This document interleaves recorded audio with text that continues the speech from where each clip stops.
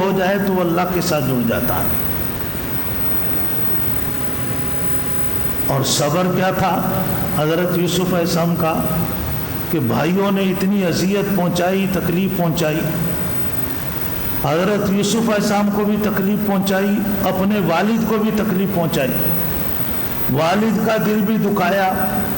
لیکن اس کے باوجود حضرت یوسف علیہ السلام نے اپنے بھائیوں سے تعلق کو ختم نہیں کیا۔ اسے کہتے ہیں صبر،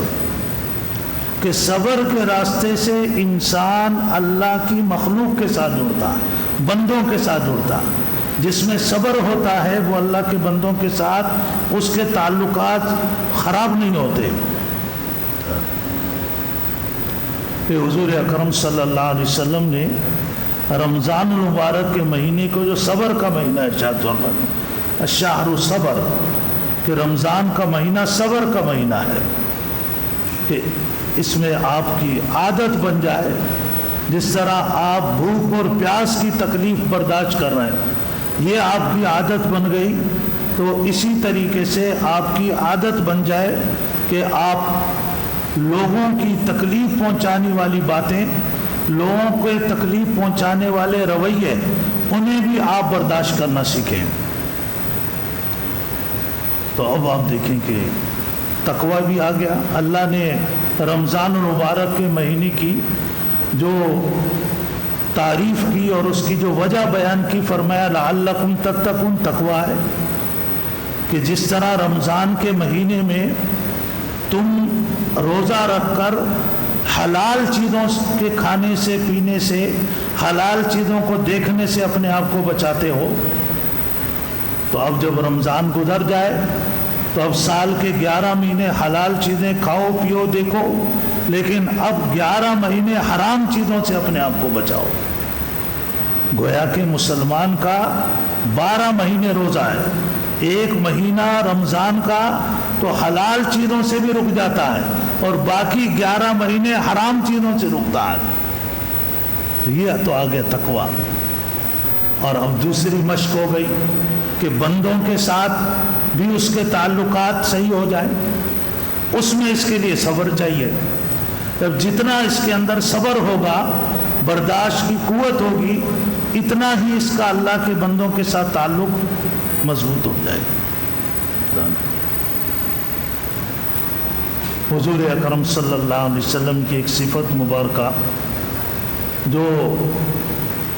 ایک یہودی کے کہنے کے مطابق، تو مدینہ منورہ میں ایک یہودی تھا، تاجر تھا، زید بن دسنہ،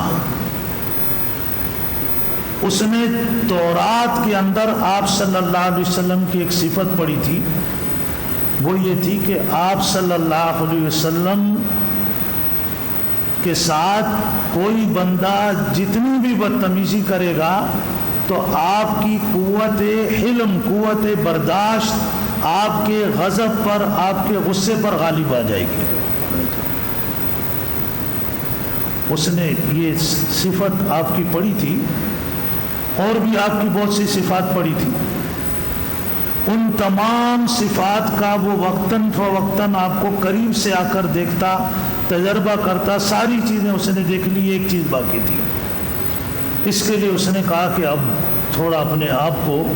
مصنوعی طور پر گستاخ بنانا پڑے گا، تاکہ جب اسلام لائیں تو شرح صدر کے ساتھ ہو۔ جب شرح صدر کے ساتھ اسلام ہوتا ہے، پوری طرح مطمئن ہو کر اسلام ہوتا ہے، تو پھر ایسے اسلام کے لیے انسان قربانی بھی ہر قسم کی دے سکتا ہے۔ آج ہمارا اسلام بھی ذرا وہی ہے جو قرآن نے بیان کیا، وَمِنَ النَّاسِ مَن يَعْبُدُ اللَّهَ عَلَى حَرْفٍ، کچھ لوگ سائیڈ پہ کھڑے ہو کر اللہ اللہ کرتے ہیں۔ فَإِنْ أَصَابَهُ خَيْرٌ اطْمَأَنَّ بِهِ، اگر وہ اسلام کا نام لیتے ہوئے ان کو اللہ کی طرف سے کچھ ملتا رہے تو وہ لیتے ہی رہتے ہیں، اور اگر کسی آزمائش میں آ جائیں تو پھر کہتے ہیں آپ کون اور میں کون۔ صحابہ کی عادت، شرح صدر تھا، پھر صحابہ میں بوڑھے، جوان، بچے، ہر ایک کا جذبہ جو ہے وہ آج بھی ہم سب کے لیے مشعل راہ ہے۔ حضور اکرم صلی اللہ علیہ وسلم جب کسی بھی غزوے کا اعلان فرماتے تھے کہ غزوے کے لیے جانا ہے تو مجاہدین کی قطار لگ جاتی تھی، اس میں ضعیف العمر بھی ہوتے تھے اور اس میں نوجوانوں کی زرخیز جوانی بھی ہوتی تھی اور اس میں بچے بھی آ کر قطار میں کھڑے ہو جاتے تھے۔ غزوہ بدر کے موقع پہ بڑا عجیب واقعہ پیش آیا۔ وہ واقعہ بھی غزوہ بدر ہنگامی صورت میں بنا تھا۔ حضور اکرم صلی اللہ علیہ وسلم مدینہ منورہ سے باہر نکل چکے تھے، تو وہاں جب پتہ چلا کہ ابو جہل کے دل کی عداوت اور اسلام کے خلاف بڑاس کسی بھی صورت میں ٹھنڈی نہیں ہو رہی، جب ابو جہل کو پتہ بھی چل گیا کہ ابو سفیان کا قافلہ خیریت سے مکہ پہنچ گیا ہے اور حالات پرامن ہے، مسلمانوں کی طرف سے کوئی انتشار نہیں ہے، لیکن اس کے دل میں جو اسلام کی عداوت تھی، حسد تھا، اس عداوت اور حسد کی بنیاد پر وہ پیچھے ہٹنے کے لیے تیار نہیں تھے۔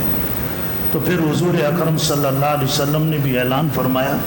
کہ جب اس امت کا فرعون کسی بھی صورت میں پیچھے ہٹنے کے لیے تیار نہیں ہے تو تم بھی تیار ہو جاؤ۔ تو بس آپ کا اعلان کرنا تھا کہ بس ایک قطار بن گئی، اس قطار میں آپ نے دیکھا کہ ایک بچہ کھڑا ہوا ہے جس کا نام تھا حضرت رافع۔ آپ نے فرمایا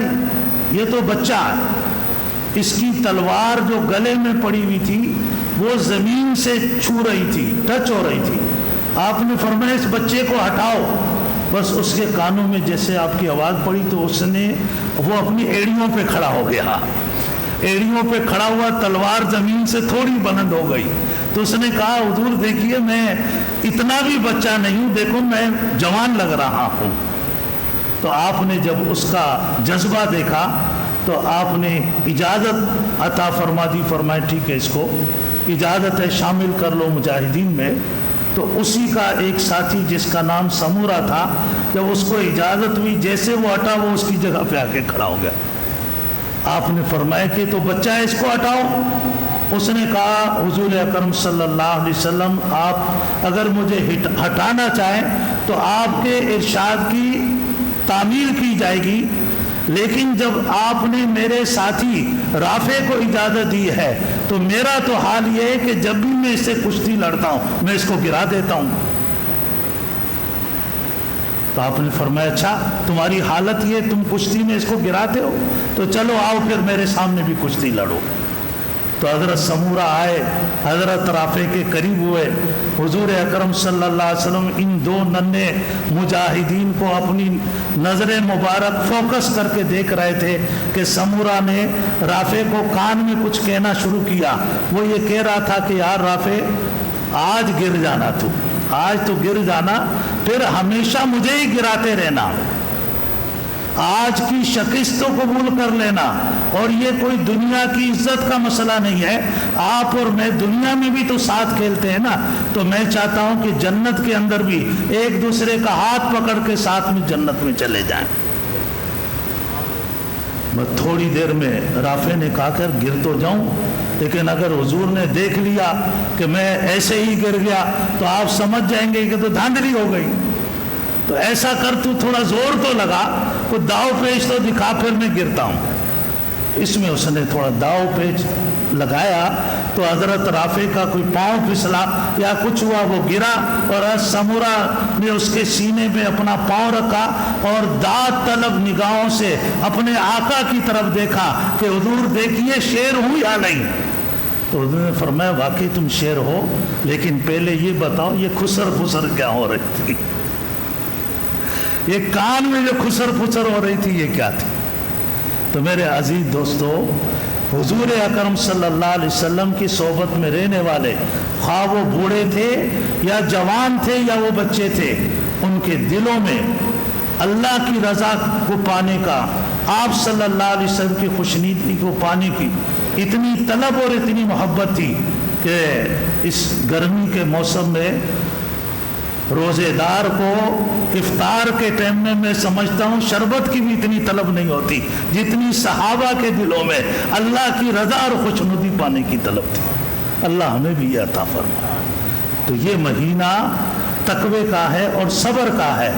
تو ہم اس میں جو اللہ کو مطلوب ہے اللہ سے مانگیں کہ اللہ ہمیں تقوی بھی عطا فرمائے اور اللہ ہمیں صبر بھی عطا فرمائے، کہ ہماری پھر سال کے 12 مہینے کی زندگی تقوی اور صبر کے مطابق گزرے، اور پھر ہم بھی وہ اجر اور ثواب پائیں جو اللہ پاک اپنے نیک بندوں کو عطا فرماتے ہیں۔ وآخر دعوانا الحمدللہ۔